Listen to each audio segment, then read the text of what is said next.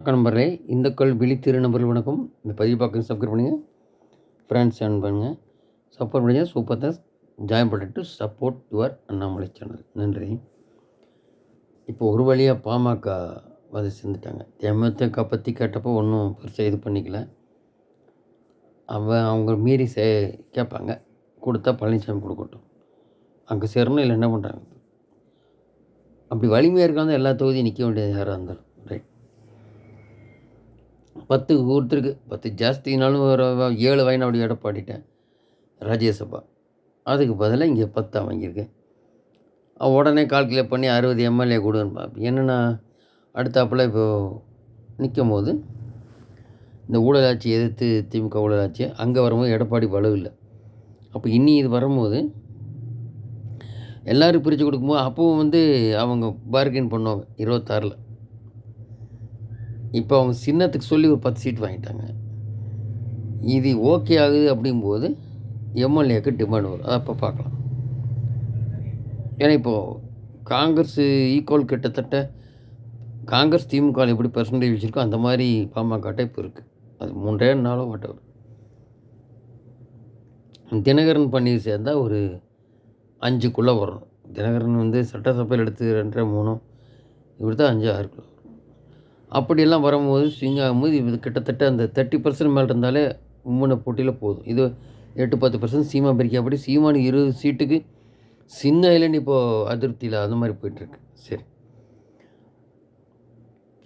இப்போ வந்து இது என்னென்னா இதுக்கு முன்னாடி சொல்லணுன்னா எம்ஜிஆர் கட்சி இருக்கும், அதனால தான் திமுக வளர்ந்தது. அதுக்கப்புறம் வெளியில் வந்தனையும் அதை இப்போ சொல்லிகிட்டே இருக்கோம். 72 ஹெல்ப் பண்ணார் அண்ணாதுரைக்கு முதல்ல. அதுக்கு முன்னாடியும் கூட 77 வந்தனையும் அவர் வந்தார். திண்டுக்கலை ஒரு எம்பிஎல் இப்படிலாம் இப்போ வரலாறு சொல்கிறோம். அது முடியும். இந்த கருணாநிதி தலையெடுக்க முடியல. ஏன் ஜெயலலிதா இருக்கும்போது 10 வருஷம் வர முடியல. இப்போது தவறான ஸ்ட்ராட்டஜி எடப்பாடிலாம் வர முடியல. எடப்பாடி வினகரனை கூட்டணியில் வச்சுக்கிறதுக்கு நேராக தான் இருக்குன்னு. அதனால தான் 105 தொகுதி வரபடியாமல் போயாச்சு. அதான் இப்போது கட்சிஸ் என்ன பண்ணுமோ அப்படி பிரிஞ்சு கிடக்கு.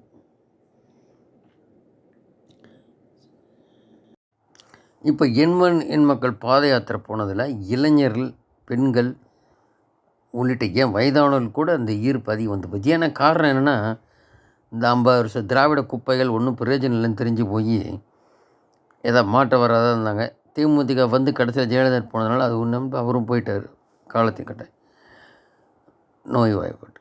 ஓகே, இப்போ அந்த மாதிரி இருக்கும்போது வைகோ சொல்ல வேண்டாம், வர முடியல. அது வேறு ஸ்ட்ராட்டஜி பண்ணாங்க. இல்லை இப்போ ஒரு தேசிய கட்சிக்கு காங்கிரஸ் அதை பண்ணாமல் தவறிட்டாங்க. திமுகட்ட இருந்து பண்ண உடற்களை எம்ஜிஆர் வந்ததுனால அப்படியே சுருங்கி போச்சு. இப்போ தான் தேசிய நீரோட்டத்துக்கு போக வேண்டியிருக்கு. அதுக்கு வைப்ரண்ட் லீடரை போட்டு இப்போ கோபேக் மாடலாம் 19 சொன்னாங்க. இப்போ என்ன சொல்கிறாங்க, இப்போ ஏதோ அந்த கேலோ இந்தியா விளையாட்டுக்கெலாம் வாங்க முடியும். இப்போது வேறு வழியாக எலெக்ஷன் வரும்போது வேறு மாதிரி ரூட் எடுக்கிறது. அது திராவிடம் வந்த வழக்கம். என்ன பொய் பித்தலாட்டத்தில் இருக்கிறது தானே.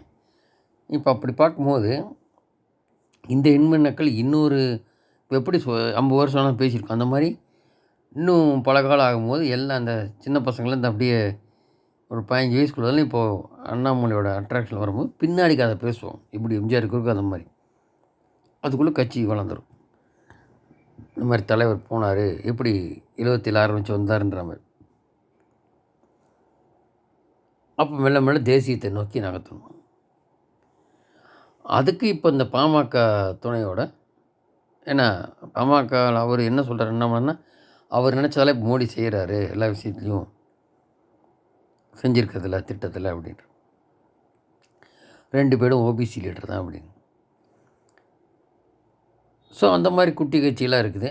அப்போ அந்த அதிருப்தியெல்லாம் ஸ்விங் ஆகும்போது என்ன சொல்கிறாங்கன்னா, இப்போது வந்து 20%ன்னா 5 to 6 சீட்ஸ் எதிர்பார்க்கலாம் பிஜேபி. சப்போஸ் பிஜேபி 22-25 கிராஸ் ஆச்சு, இந்த கூட்டணிலாம் வச்சுட்டுன்னா அந்த சீட்டு வந்து இந்த டில்ட்டிங் ஓட்டெலாம் வரும்போது 15 சீட்டு வருதா, அதுக்கு மேலே 1-2 சீட்டு வருதான்னு பார்க்கணும். ஏன்னா அதிருப்தி மக்களுக்கு தெரிஞ்சு மக்களுக்கு இருக்குது. அந்த மழை வெள்ளம் வந்ததுலேருந்து, வாக்குறுதி நிறைவேற்றாததுலேருந்து, இன்னும் பல காரணம் சொல்லலாம். பத்தாவதுக்கு இப்போ உங்களுக்கு தெரியும் இந்த ட்ரக்ஸ் இல்லையா? அப்போ இந்த மாதிரி இருக்கும்போது ஒரு வைப்ரண்ட் லீடர்னால அதுக்கு சாத்தியப்படுமா அப்படிங்கிறத இப்போ பாமக வந்ததுனால பார்க்குறாங்க. வரும் நாட்கள் தெரிய வரும். இன்றைக்கி கூடி சேலத்தில் பேசும்போது பல கோடி 10 லட்சம் கோடி பல கோடி கொடுத்தாலும் கொள்ளையடிக்கிற கூட்டமாக இருக்குது திமுக. மக்களுக்கு ஒன்றும் செய்கிறதில்ல. இது காலங்காலமாக அதுக்கு அப்புறம் எல்லாம் இந்த மாதிரி பல விதமான பெண் தெய்வங்கள் இருக்குது. ஆனால் பெண்களை இழிவுபடுத்துகிறதா திமுகவோட வேலைன்னு சொல்லிட்டு சாட்டியிருக்காரு. அந்த டேட்டை சொல்கிறாரு, எலெக்ஷன் டேட்டு. அப்படின்னா என்ன, எலெக்ஷனுக்கு அப்புறம் கூடி திமுகவுக்கு சுழுக்கு எடுத்துருவானுங்கன்னு தெரியுது. என்ன அதுக்குள்ளே ஊழல் எத்தனை மந்திரி போகிறானுங்க. அவர் கவர்னர் தரமாட்டேன்ட்டார் பதவி ஏற்கிறதுக்கு. ஏன்னா அது உண்மையும் கூட. குற்றவாளி இல்லாமல் இல்லையே, தண்டனை தான் நிறுத்தி வச்சுருக்கு. அக்யூஸ்டு தானே. ஏற்கனவே காசு பணம் சந்தை வச்சு சொல்லாமல் அக்யூஸ்டு, கோர்ட்டே சொல்லியிருக்குது அக்யூஸ்டு. எல்லாம் உட்காந்து எப்படி இருக்கு நாட்டில். திருப்பி அந்த தப்பை தான் தமிழக மக்கள் பண்ணுறோம். அது இனி என்ன ஆகும்னா, மோடி திருப்பி வந்து போயிட்டுருக்காரு.